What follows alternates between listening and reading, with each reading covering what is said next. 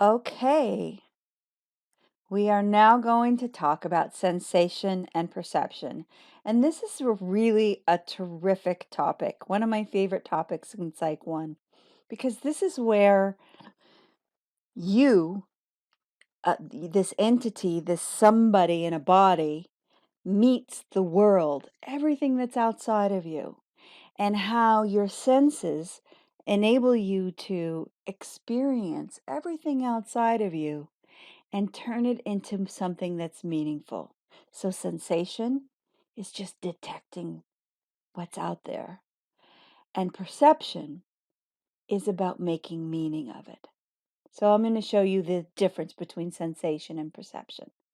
So, sensation is defined as or can be understood as electrical signals received by the brain.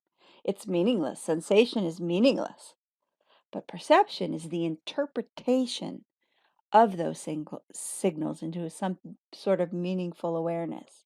So I happen to be recording from my guest room, and I'm looking out at a bed. Um, and I see a black shape, but it's not a bed if in terms of sensation. It's just shapes and colors and and perhaps even form. It's my interpretation that makes me understand what it's used for and makes me recognize it as something I can call a bed. I can now perceive it. So let's go deeper into sensation and understand that the core component of sensation is the process of transduction. It's the process by which a sense organ transforms physical energy, touch, or light waves, or sound into um, electrical signals that then become neural impulses that go to your brain, right? It's so cool when you think about it. So we know we have five senses, essentially. One is the hearing that takes sound waves, things that are moving through air into our ears and transducing them into neural impulses to our brain. There's taste. That takes chemical molecules that dissolve on our tongue and transduces them into meaningful information like sweet. That's what I happen to have right here, sweet coffee milk. Or nose, which takes chemical molecules that are floating in the air and transduces them into electrical signals sent to our brain. And eyes that take in light waves. And then so those are and then there's our touch, and there are different levels of touch, or they also call it kinesthesia or vestibular, that give us a sense of how warm or hot or rough or cold. They give us a sense of our balance, that give us a sense of our movement in the world, and all of these are signals that then go to our brain. One thing that's important to understand about sensation is that there's such a thing as adaptation. Adaptation is really cool. It happens at the level of the sense organ.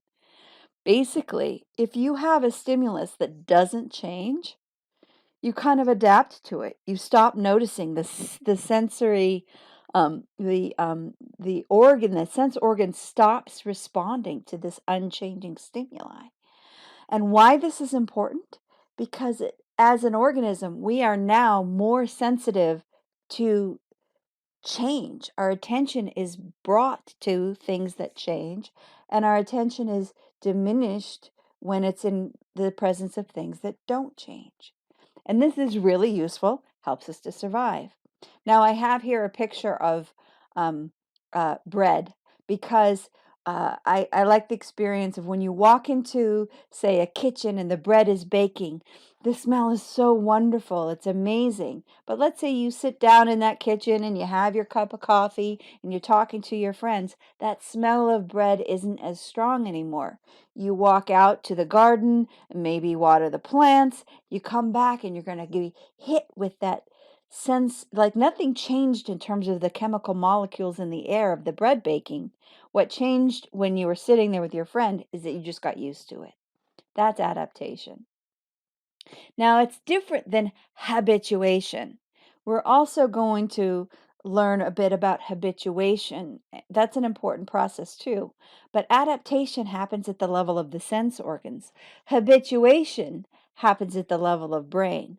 So that's like when you're a teenager and your mom says, "Get up, time to get up. Have you gotten up yet?" And she just keeps going on and on and on. And you, at some point, you just stop hearing her.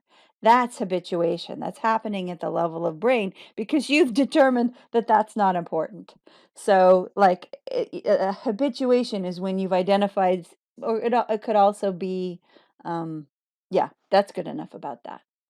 Let's go into a little bit more detail about vision, how light waves go into the eye and make their way to the brain. I I think this is amazing about light waves. This isn't a physics class. We're not going to really necessarily understand the physics of light waves, but it is just amazing to me that the light that we see is the same kind of thing as gamma rays, X-rays, radar, FM radio, television, shortwave, AM radio. These are all the same type of electromagnetic energy traveling in waves. It just so happens that our eyes are geared to see this spectrum of visible light that goes from violet to red as the wavelengths change. So I just think it's amazing that all of these things that what we see is the same thing that gets translated in something that we hear when it's sent through the right kind of equipment, such as TV or radio. Amazing. Now, the structure of the eye, I'm going to make these slides available to you, so I'm not necessarily going to go over the structure of our sense organs. It's something that's worth looking at and understanding. Here we have in the eye, something I think is particularly interesting is the difference between rods and cones and how your experience of walking into a dark room, you blink and you can't see something. And that's because your cones are used to being activated in bright light. And when you walk into the dark room, it takes a second for your cones to go offline and your rods to come online so that they can then sense the darks and the lights in the low light. I think that's interesting. And then here, just for the fun of it, I'm giving you a picture of where in the brain nerve impulses are being processed for sight. And that's here in your occipital lobe. And this is an fMRI of somebody in the process of being visually stimulated. Their occipital lobe is lighting up. Moving on to hearing. This is where the sound waves come into your ear and then to your brain. Let's look a little bit at what sound waves are. Again, also, sound waves aren't the same as electromagnetic light waves. They're different, but they're waves. And here's where we can understand the sort of structure of a wave.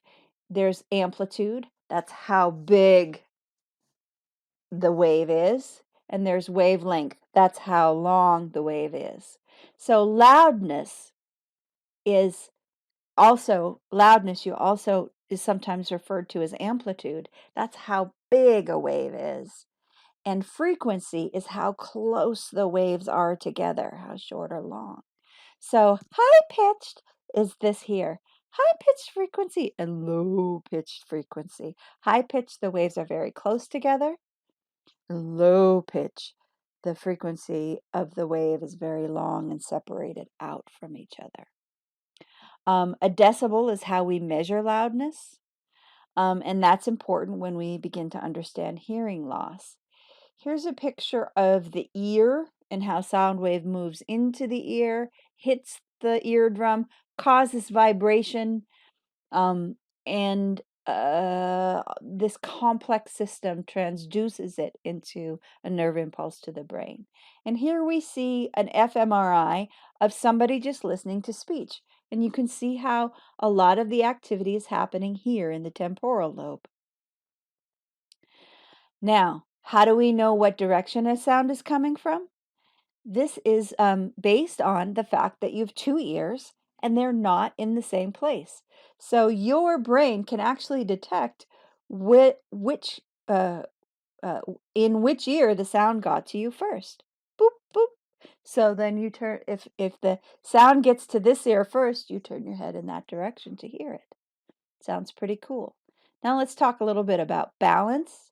So there's movement and gravity and fluid in the ear, and that translates to the brain. So there's a vestibular sense, which is keeping the head upright and maintaining balance.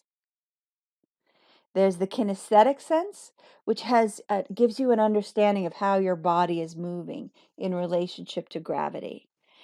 The semicircular canals in the ear above the cochlea resemble these bony arches, blah, blah, blah. Let's see. It's how the fluid moves in these canals that gives you your sense of balance and movement. I'm going the right direction. Now we're on to taste. Remember, we have chemicals on the tongue that sends messages to the brain.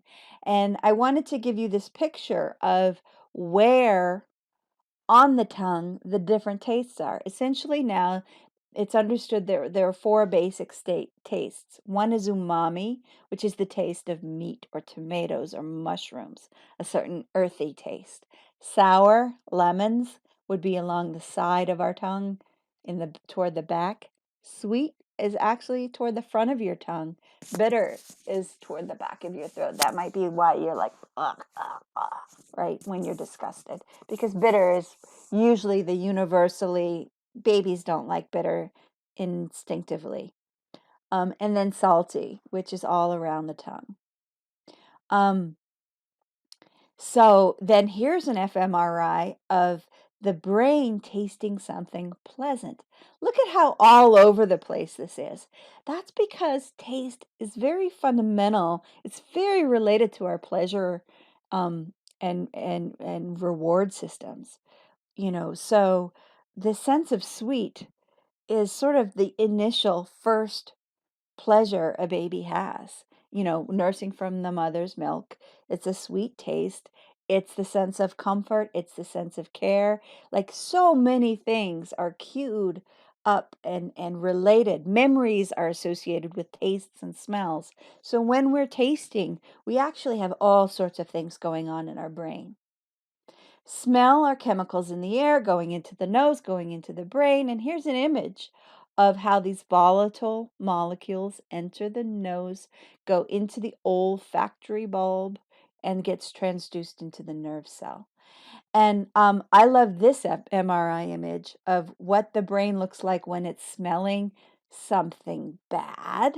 These are unpleasant aromas versus something good. And this was a fairly innocuous smell, which is extra virgin olive oil. So in its good state, it just lights up a few places. But look what happens when the brain smells something bad. It's like bing, bing, bing. It's like an alert system. So we're very alert to smells, especially bad smells. And, I'm not quite sure that this is necessarily an image of danger, but you can see that to me, just looking at it, it looks like a bit of a flashing red light, whereas this one looks like, yeah, extra virgin olive oil. That's pretty cool, right? Touch is where we get pressure, temperature, and pain moving, and we're sensing that through our skin. Um, the skin, hair, nerve endings, these are all important to our sense of touch. Um, and here we see that just beneath the outer layer of the skin, there are miniature sensors that are receptors for the sense of touch. And it senses pressure, it senses the direction, it senses temperature, and all of those is how we understand all sorts of information about the environment that we're in. And here's the brain while touching. And what I think is interesting about this article that I got this from is that um, what I'm trying to say is that this is the difference between sensing when you're touching yourself, which I'm doing now, or when someone else is touching you. And different regions of the brain are triggered, so I can tell when I'm touching myself, and that's on the top level here. This is what it looks like when somebody is self-touching. And this is what it looks like when somebody's being touched by somebody else. It's a whole different ballgame. Isn't that cool? Now moving on to some ideas that are related to some sensation, and that's this gate control theory of pain. This is the idea that um, something that like you can only process so much. Like if I'm going to squeeze this here, it's harder for me to really feel what's going on in my feet, for example. Like you can't get there's only so much that your brain can take in at once. And so if you one of this idea is that if you have like a searing ouch of a pain of a cut, one of the things they say to do is put pressure on it, not just to stop the bleeding, but this pressure will also dilute the pain. So now I'll feel all of this sort of semi sensation. It's not as painful, like I can actually help myself from feeling too much intense pain by giving myself sensation of that spreads it around. And so instead of feeling like injury and cut, I'm feeling pressure. I do this when I go to the dentist. I squeeze. When I know I'm about to get a shot, I poke my finger and I make, my fingernail into my thumb so that I'm actually feeling pain that I can control instead of being subjected to the pain of the needle, which makes me feel worse somehow. This makes me feel better. So, I like this idea of senses. They're just our gateway to the world, right? But I'd like this article that I found that shows you how you can use your five senses to actually help you fight depression.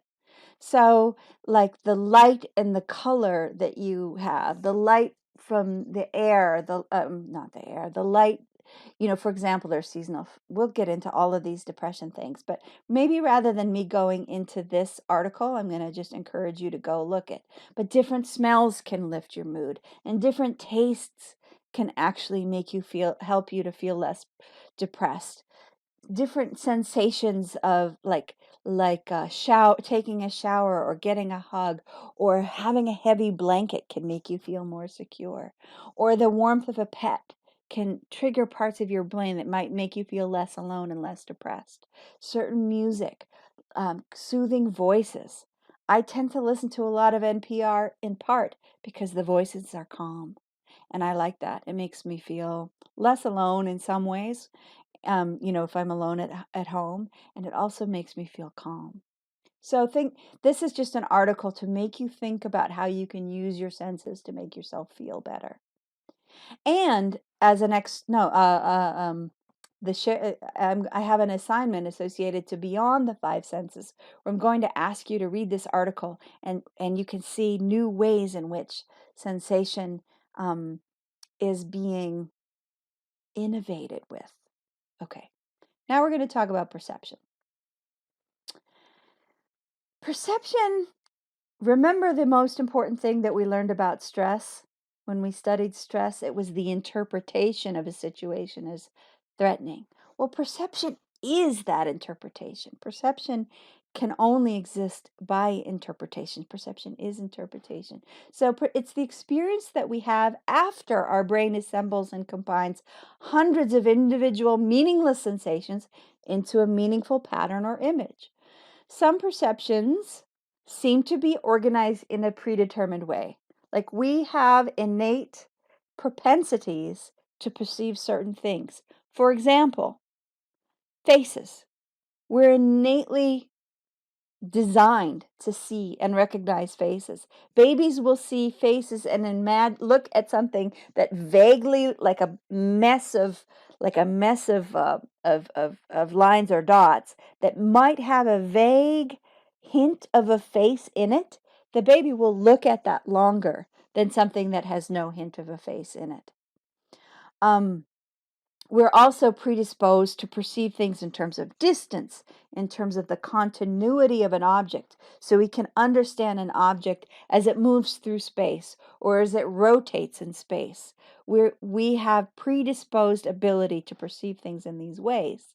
Also in terms of judging death. The other thing about perception that is an important theme to remember is that there's this innate propensities that we have for perception that we're born with. And then everything that we perceive is influenced by what we have experienced already. So if we so our perceptions build upon each other and become biased based on our experiences. And we'll talk about that in a bit more detail. One of the things that early psychology found itself very fascinated with was this idea of, well, what do we perceive and when do we perceive it? And so there are these ideas of thresholds, like how much stimuli is enough for you to notice that the stimuli changed. That's the just noticeable difference threshold. And it's defined as the smallest physical difference between two stimuli that is consciously detectable at 50% of the time, right? But then I really like how some of these ideas of the absolute threshold and what they did in these early experiments. It's the minimum amount of stimulation necessary to consciously detect the stimulus at least 50% of the time. And so I was reading about this and I thought, oh man, this is poetry, because the things that they use to define what this absolute threshold is, I'll just give you some here. A candle flame seen from 30 miles away on a clear, dark night. That's the absolute threshold of sight. The tick of an old-fashioned watch at 20 feet away. That's all the way across a house. One drop of perfume spread throughout a 6-room apartment.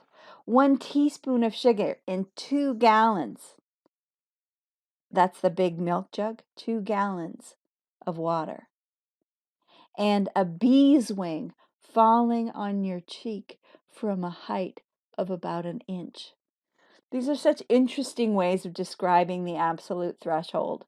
And if you remember Wundt, he was one of the founders of psychology. He did a lot of this. He and his followers did a lot of this type of research.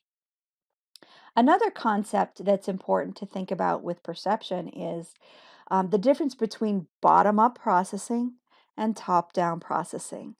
Bottom-up processing is like when you start with the sensation and then you make sense of the thing. So let's say you shut your eyes and you feel, what is this? Or even like you get a present under the tree at Christmas and then you squeeze it all up and you shake it. You're basically doing a bottom up processing by taking all of these sensations, piecing them together, and coming up with an idea, an interpretation. The top down processing starts with the idea of a thing. So if I get a present under a tree and it's shaped like about the size of a book, I'm going to start with the idea that I bet that's a book, and then perhaps go in and squeeze it and all of that. So top down processing starts with the idea and then sees if the sensation fits that idea. And bottom up starts with the sensation to see if it could form an idea that I'm already aware of. If that makes sense. Another thing that's important in perception is that there are these rules of organizing and stimuli, rules of finding patterns. So there are rules around detecting the patterns in forms. When we see a form, we tend to look and try to see the whole of a thing. And that is a Gestalt principle. In German, as I understand it, Gestalt means whole. Constancy is another rule of organization where we tend to attribute sameness to an object, even as it changes in color. Like, say, the light changes. When the light changes, I still see the bed in front of me. It doesn't change the fact that it's a bed. Even if the size changes or the shape, even if I see it, or if part of it is obscured.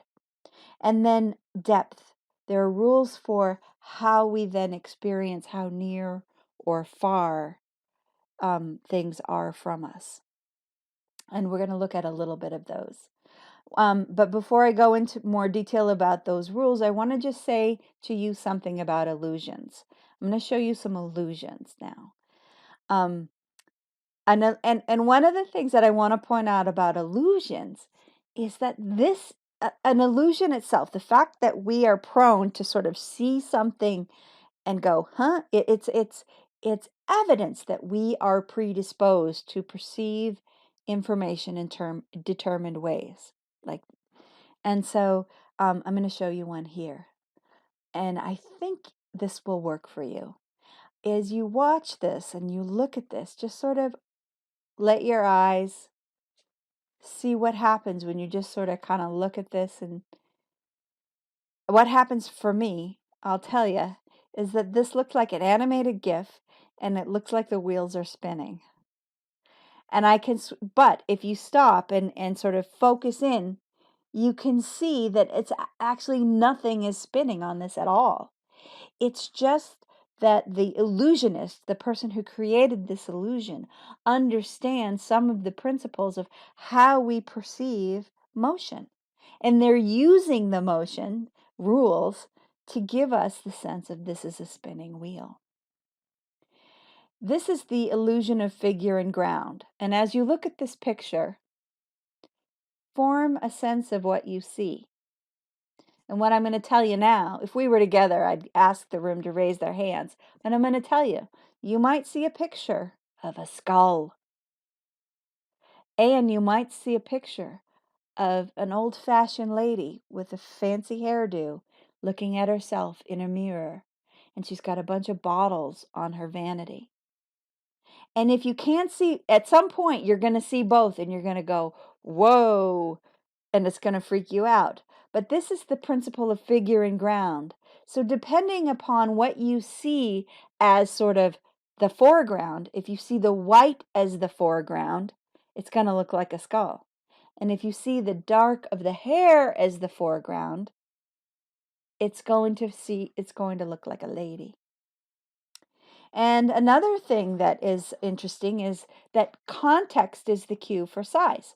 So here, I would ask you, which red dot is bigger? The one on the left or the one on the right? And pretty much, if you're going to just follow the rules of organization, it's going to seem pretty clear to you that the one on the right is smaller and the one on the left is bigger. But what happens is, if you hold your finger up to each one of those, you're going to see that it's exactly the same size. It's just what's surrounding it is different, making it seem like a different size.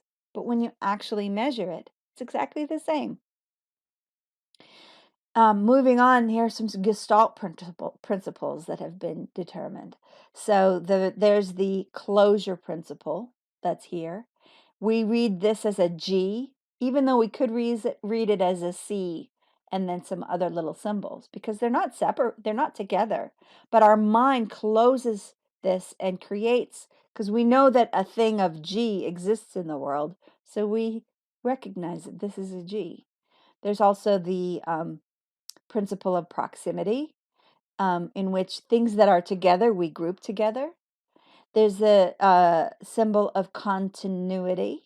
So this to us looks like an S, but really it could be seen as two different pieces, but we see it moving together, even though it sort of seems to go in front of that bar and then behind the bar and then in front of the bar. We don't see these as separate things. We see them as the same things. Here's again the idea of figure and ground.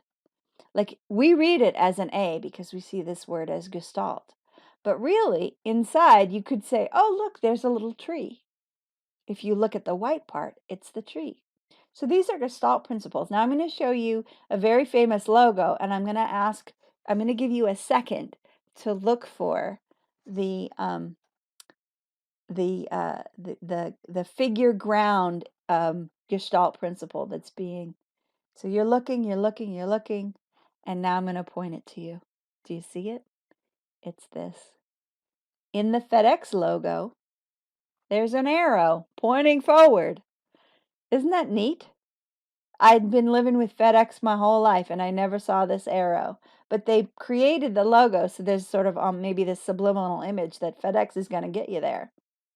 See? Nice. Okay. Depth perception is another, like what I like about depth perception is I learned to draw when I was young, and my mother taught me to draw. And if we were together in a room, I would stand up at the whiteboard and I would give you a lesson in linear perspective. But I don't quite know how to do that in a lecture at this point. But I just want to let you know I love some of these rules. Um, linear, it's hard to explain in this lecture.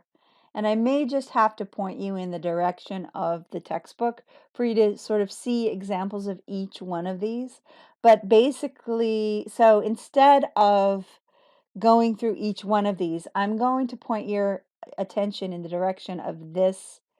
This is called this famous painting. It's called The School of Athens. And there are these, and essentially this is one of the first instances of linear perspective. And one of the rules of linear perspective is that there's this idea of a vanishing point. Like as you look out toward the horizon, all the lines that are in your environment are moving toward the vanishing point on the horizon. And so you can see all of these lines are sort of sloped, slanted, moving this line, this line, this line. And you can see that the intensity of the line gets more slanted as it goes toward that vanishing point on the horizon. And what is interesting is that this painting came in the 1700s. It's the beginning of the Renaissance, because let me show you this other picture. Before this time, the world, at least the Western world, knew nothing about this principle of linear perspective. So here's a painting of a courtly scene from the Middle Ages. And there's no here you can see there's a cathedral and there's some guys, but there's no linear perspective. They seem like they're all pasted one on top of each other, almost like a collage. And it seems to me that they're trying to communicate death by saying that this guy is in front of the horse and that guy is behind the horse. So they're communicating some depth, some sense of what's in front and what's behind. But man, look at this picture and look at how deep you can feel that it goes. Yeah, I love this contrast, and and maybe someday I'll figure out a way to give you a linear perspective lesson. We're almost at the end of our lecture, and I want to talk to you about perceptual set. Perceptual set. It's basically it's the readiness to perceive in a particular manner based on expectations. Remember when we first started talking about perception, how we said that all of your experience leads up to a sense of expectation, and you perceive things with a bias based on what you've been given before. And now this example I want to talk to you about is particularly important in these days when there is a lot of upsetting news about police violence, particularly police violence toward Black people, Black men in particular. And this is some research that was done in 2002 that has something to say about what's going on in this moment. So researchers asked participants to play a video game in which they were told to shoot at targets that were carrying a gun, but don't shoot at targets that aren't armed. So, and these participants, by the way, were, oh, no, let me just keep going with this explanation. So you get the premise of the video game. So participants of both races, Black and white, made the decision to shoot an armed target more quickly if the target was Black rather than white. And they also chose not to shoot an armed target more quickly if the target was white rather than Black. I mean, this is upsetting, which says that, and these aren't, this isn't a test of white supremacy. This isn't even a test of racism. This is a test of, do we have a perceptual set in both, at least in this population, Black and white population, that suggests that Black people should be shot at more quickly and white people should be given the benefit of the doubt for longer.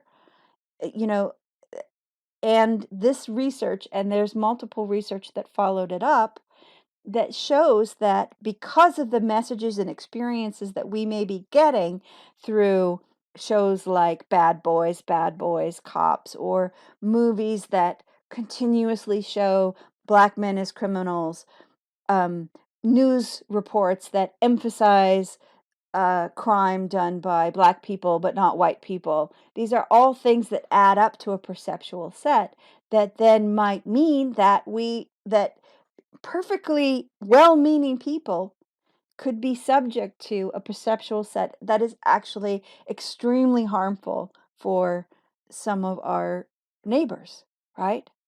And this is why it's an important issue.